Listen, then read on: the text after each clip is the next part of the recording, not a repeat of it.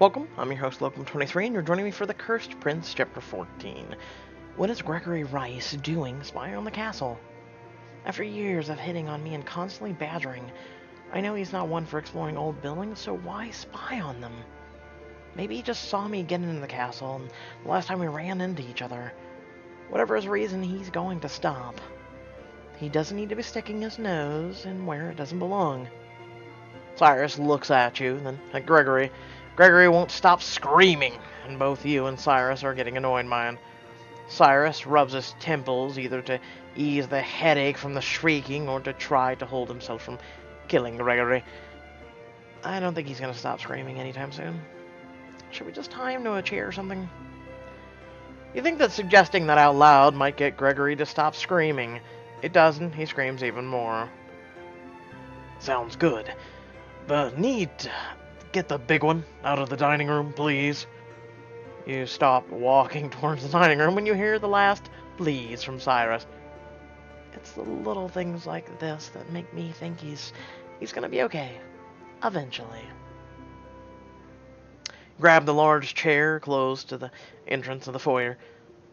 Remembering that the chair is sturdy and heavy enough, you realize you're going to have to drag it like a dead body. The chair itself is taller than you, and that's saying something because you're really not that short. The weight of the chair digs into your arms, and you drag it to the foyer.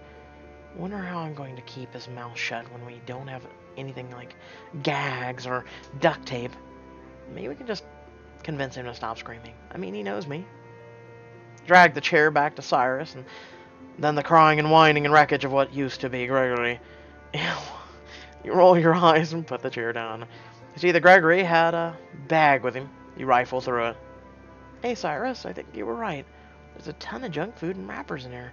Easily a week or one or more's worth.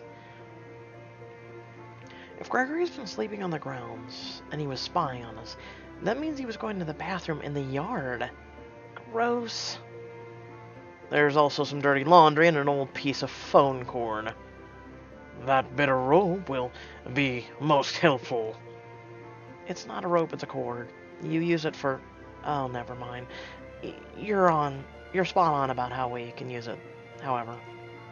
Okay, Gregory, there are a few ways we can do this. The easy way, the hard way, forget the questions, we're going to kill you.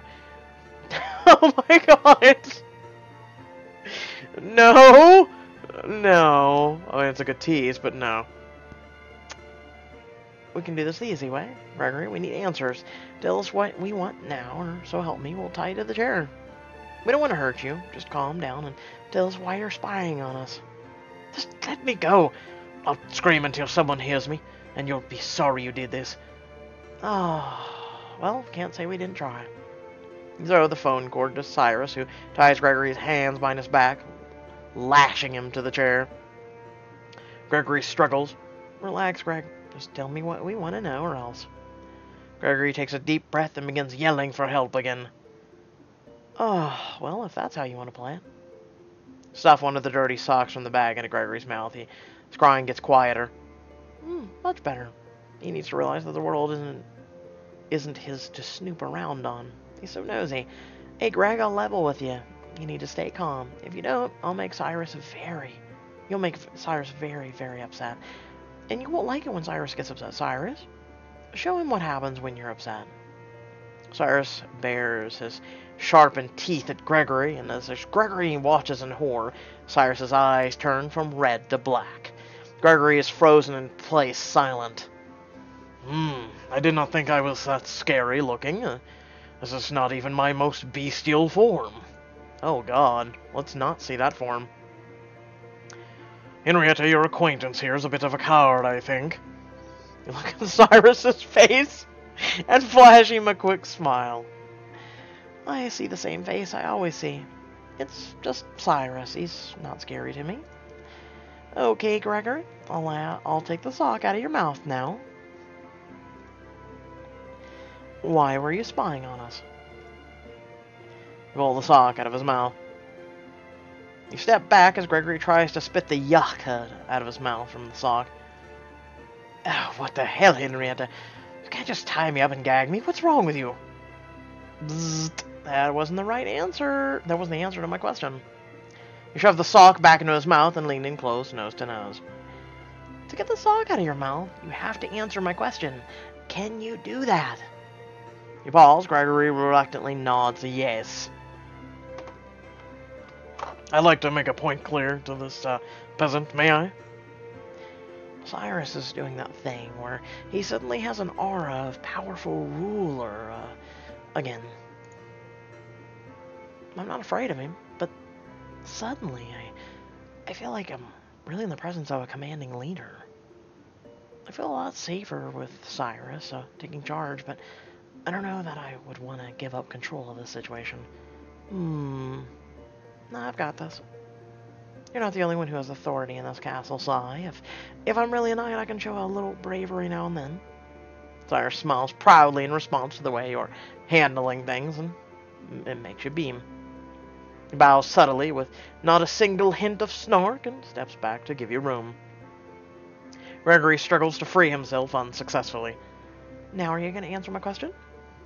Gregory nods his head and empathetically. Oh my god, I screwed up. Empathically. And you remove the gag once more. The day you ran me over with the scooter, I knew something was up. I mean, yes, I was a little out of it, but even I could tell that you were acting weird. Not only were you poking around the sketchy road, but you were being, I don't know. I guess I couldn't say nicer, but you had this glow about you, like you were crushing on some other boy. Once I sobered up, I knew you weren't seriouser about our engagement. You what?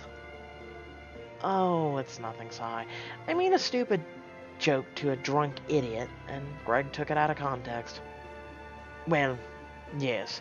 Either way, I realized you were being a bit too cheery for my taste. Wow, who knew you could be too cheery? Jesus, man, come on. I knew you were hiding something. I was only going to take a quick peek for the sake of gossip meal. I fancied myself catching you snogging with some outcast from our school in an abandoned castle, but instead, when I followed you the next day, I found you with that thing, that hideous monster you call a prince. You were laughing and teaching him like he was a lost puppy or something. It's disgusting. Gregory spits towards Cyrus, but the prince's natural reflexes allow him to deftly step out of the way. You see the hurt in Cyrus's eyes, but also you see how well he is staying composed, trying to control his cursed rage. So you lose your temper instead. Excuse me. You ball up your fist and haul back. Gregory flinches. You're just a visitor here. If you don't like it, Cyrus will escort you out of our castle from a third-story window. I don't want that disgusting monster to touch me. You don't have the right to call him disgusting, you lowlife. You're the one who's been stalking me since I was 14 years old. You're the sick one. Pay some respect to your prince. This castle is his. There may not be a kingdom here anymore, but the land is still his. Everyone in this stupid, hateful little town is our livelihood to Cyrus's family and their legacy. Even you, Gregory, and even me. I'm starting to realize I'm going to let you go, but you'd better swear on your life you'll never come back. And if you break that promise, I will personally beat the ever-loving hell out of you. The both of you freaks wouldn't dare touch me again if you knew what was good for you. Oh. They just don't know when to shut the hell up, do they? You're about to lash out at him, but you're pulled backwards before you can. In your place, Cyrus is bent down face to face with Gregory. Obviously upset by the threat, he grabs Gregory by his shirt and raises him into the air. Chair and all, Cyrus growls. I believe that's enough from you, little boy. Run home to mother now and be grateful. Grateful to Henrietta, who spared you. Personally, I would not have. Cyrus. I'll throw him out of here. Get this waste of humanity out of here, would you? Cyrus nods and throws Gregory, chair and all, back out the window. The chair breaks when it hits the ground. Gregory pulls himself from the wreckage and shambles into the night. And if you come back here, or tell anyone what you saw, you're dead, Gregory. No one threatens Cyrus. Not without my permission, no one. Aww. The two of you fall asleep as dawn breaks, but wake up again an hour or so before sunset. I do not like this idea at all. This Marjorie does not sound safe to invite within the castle walls. Cyrus, I know it's uncomfortable. You haven't been around people that much in the last few centuries, let alone witches. But Marjorie is nothing like the witch who cursed you. Things will be different this time. Honest. Watch, I'll give her a call. You take out your phone, never use, and you never use, and power it up. A shadow crosses over you. Cyrus is looking at the smartphone in your hands in awe. Oh, right. You've never seen me use this yet, have you? Would you like to see what it actually does, or is staring at it good enough? If you do not mind, yes, I would like to see whatever that is. Also, that boy Jillian, or whatever you called him, left his bag there, and there are strange noises coming from it. As you dig through the bag, you find a bag of chips and rip them open. You're starving. Gregory would call these crisps instead of chips, and tell me how, even after 5 years of living here, I still don't belong. He's right. I don't belong here. He's always made fun of my being from America. Yeah, I'm not gonna lie. I'm not gonna lie. I don't know why people do it. I don't know why people do it. We go and make fun of everyone else, and everyone else makes fun of us. I just don't get it. It's stupid to me. It's stupid when people make fun of one another. You find Gregory's phone, but it's off. You assume the sound Cyrus heard was the phone dying. Cyrus takes his eyes off your phone only for a minute to look at the bag of chips in your hand. His eyes follow it around like a kitten watching a ball of string. Oh, more new things. I'll eat. Oh, wow! Eat them quickly! Oh! Wow! Here he's being all pride and content, and he's just watching and trying not to say anything, and just... And you're just eating in front of him like, screw it. You pretend not to notice Cyrus's stare and munch through half the bag as quickly as you can. If he wants something from me, he'll have to ask.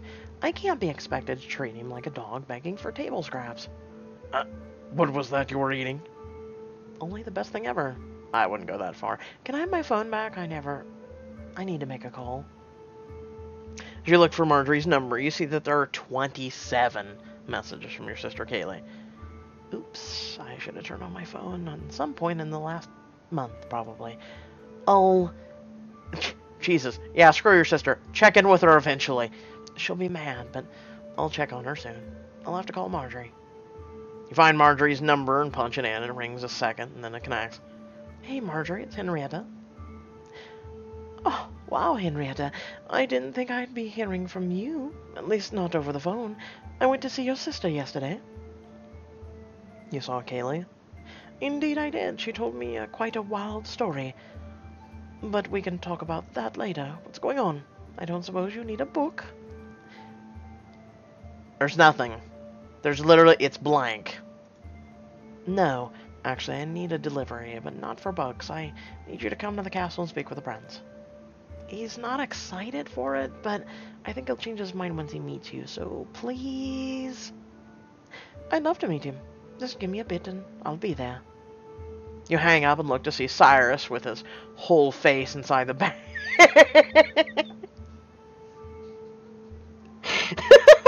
He really is a cat. Holy crap. With this bag inside of the... Oh my god, with his face inside the bag of chips, you lose it. Your laughter makes him jump. You laugh so hard that you start choking on your own spit. Turning a laughing fit into a coughing fit, you sit on the edge of the bed while Cyrus drops the chips and walks over to you. He pulls your chin to his face filled with worry. Are you alright? His concern makes you laugh again, but less violently. Yes, I'm fine. You made me laugh too hard, and then I started coughing. Thanks for the concern. You gently push his hand away from your face. Marjorie's on her way. You're going to play nice and find out what she knows about everything. Okay? If you can't do it for her, since she's a witch, just do it for yourself.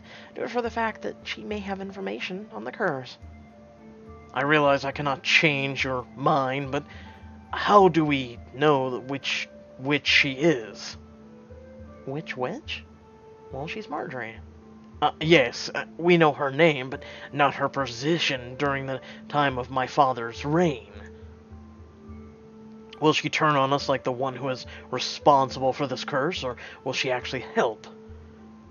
Who was she allied with during that time period? Wow, he's scared that she might double cross us like the other witch did his father. I'll make sure she doesn't do anything bad if I even think she's going to put any of our progress in danger. I'll get rid of her. Period, no questions asked. This will be a good thing. I know it. She won't double cross us, and she'll do more good than Cyrus thinks. And if I believe it hard enough, maybe this nagging feeling in my stomach will go away. It's something that's been nagging on me too. Because she knows too much about the prince lore. She wrote the book, and I believe that she is probably the witch that probably put the curse on, and he's gonna freak the hell out when he sees her and be like, "It's you!" She's gonna be like, "Yes, Cyrus, good. Yes, let me curse you again." Or, I don't know, maybe she has power over him to not get attacked or something. I don't know. I guess we'll have to see. That will be next chapter. So, with that being said, I hope y'all did enjoy the video. Feel free to go on down the description down below. We got links to social media, links to our Discord, and links to support me and my content. It's greatly appreciated if you can do so. And until next time, stay well, stay awesome, and I'll catch you all in the next video. Thanks for watching. Peace.